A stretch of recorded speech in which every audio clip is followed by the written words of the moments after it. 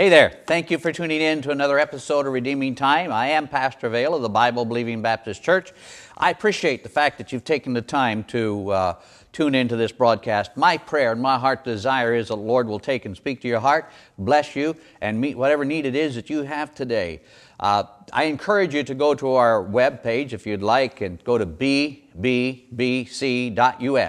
and check it out. You can go to the media link. You can find out basic information there. But if you'd like to see a message from one of our services, and we take the message that we have here and it's recorded and it is placed on there so you can actually watch the message from the last week, or perhaps it was from the week before, or some other episodes of Redeeming Time by going there, click on media, and you'll find it. You can watch it, you can listen, and you can even mute me on that if you'd like to. But anyway, I encourage you to check it out. We're at 92 Center Road. I encourage you to come by and see us. I want to share with today, I got this in the way of an email, and it spoke to my heart, and I think it would be good. And so trust me, I don't normally just read things, but I want to read this to you, and I ask that you try to intently listen. You remember that George Orwell, back in 1938, he read The War of the Worlds. He directed a thing on the radio called War of the Worlds, and it was like the first 20-40 minutes was like it was a newscast actually taking place in a Martian's invasion, and it really caused quite a stir because people believed that there actually was an invasion. Well, I got this, and I want you to use a little bit of that mindset as we read this here.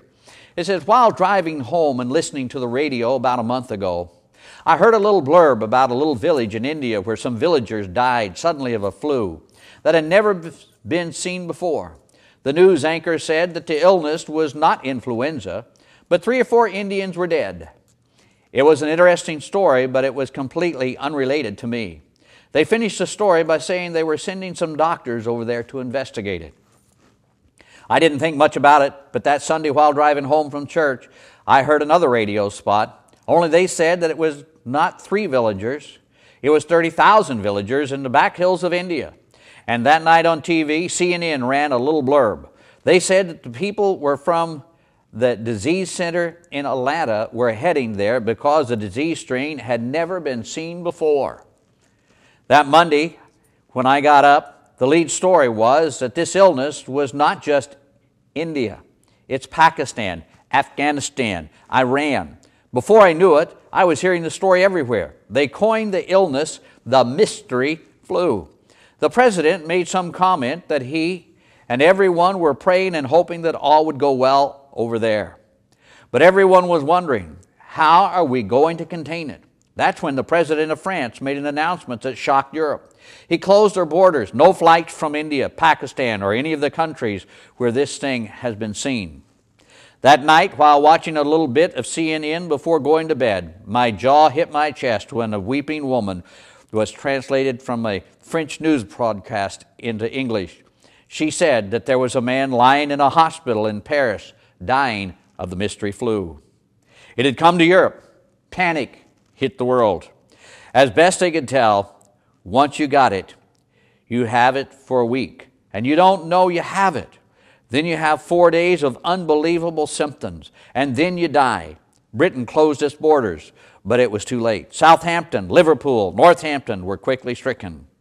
Tuesday morning, the President of the United States made announcements that due to national security risk, all flights to and from Europe and Asia were canceled. He said if your loved ones were overseas, he was sorry, but they could not come back until a cure was found. Within 4 days, our nation was plunged into an unbelievable fear. People were selling little masks for your face. People were talking about, what if it comes to this country? Preachers were saying it's a scourge of God. At a church prayer meeting, somebody ran into the church and said, turn on the radio, turn on the radio. While the church listened to a little transistor radio with a microphone held up to it, the announcement was made. 2 women were lying in a Long Island hospital dying from the mystery flu. Within hours, it swept across the country. People were working around the clock trying to find an antidote. Nothing was working. California, Oregon, Arizona, Florida, Massachusetts were virtually gone. All of a sudden, they were heralding the news. The code was broken. A cure now may be found. A vaccine could be made. But it was going to take the blood of somebody who hadn't been affected. The emergency broadcasting system was repeated. the message that everyone was to go to the nearest hospital and have their blood tested. Sure enough, when my family and I got down there late on that Friday night, there was a long line. Nurses and doctors come and took blood samples from everyone, put labels on them. They announced that we had to stay there until they called our names. Then we were free to go home. We all stood there scared with our neighbors and friends. We were wondering if it was the end of the world. Suddenly, a young man came running out of the hospital screaming. He was yelling a name and waving a clipboard. "What?" He yelled it again. My son tugged at my jacket and said, "Daddy, they're calling my name." Before I could respond, my son grabbed him and they grabbed him and started carrying him into the hospital. "Wait a minute, hold it!" I screamed at the man carrying my son. The man hollered over his shoulder, "It's okay. His blood is clean. His blood is pure. We just need to verify the test. We think that he may be able to save us all." 5 tense minutes later, out came the doctors and nurses crying and hugging one another. Some were even laughing. It was the first time I'd seen anybody laugh in a week. An older doctor walked up to me and said, "Thank you, sir. Your son's blood type is perfect. It's clean, it's pure, and we can make the vaccine." As the word began to spread all across the parking lot full of folks, people were screaming and praying and laughing and crying. Then the gray-haired doctor pulled my wife and I aside and said, "May we see you for a moment? We didn't realize that the donor would be a minor. We need you to sign a consent form." I began to sign, and then my eye caught a horrible sentence in the document. The number of pints of blood to be taken would cause my son to die. The old doctor's smile faded, and he said, we had no idea that it would be a little child. We can't make the cure with any less than all his blood. But you don't understand. We're talking about the entire world here," he pleaded. "Please sign. We need it all. We need it all." I begged the doctor, "Can't you give him a transfusion? If we had clean blood, we would. Can you sign? Would you sign?" In numb silence, I signed the document. Then he asked me, "Would you like to have a moment with him before we begin?" I couldn't imagine myself going in that room where my son was lying on the table. I had to force myself to face my son's question. "Daddy, Mommy, what's going on?"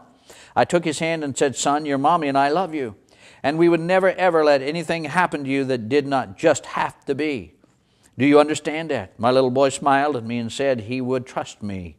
Then the old doctor came back in and said, "I'm sorry, we've got to get started. The people over the world are dying.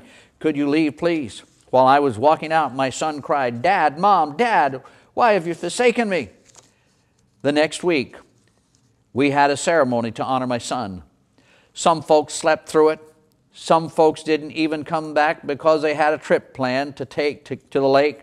And some folks with a pretentious smile and just pretended to care.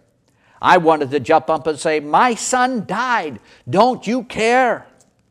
Is that what God wants to say? My son died. Don't you know how much I care? Father, seeing it from your eyes breaks our heart. Maybe now we can begin to comprehend the great love you have for us. May God speak to your heart as you think about the story that I just read, because it portrays a biblical truth and reality applicable to every one of us.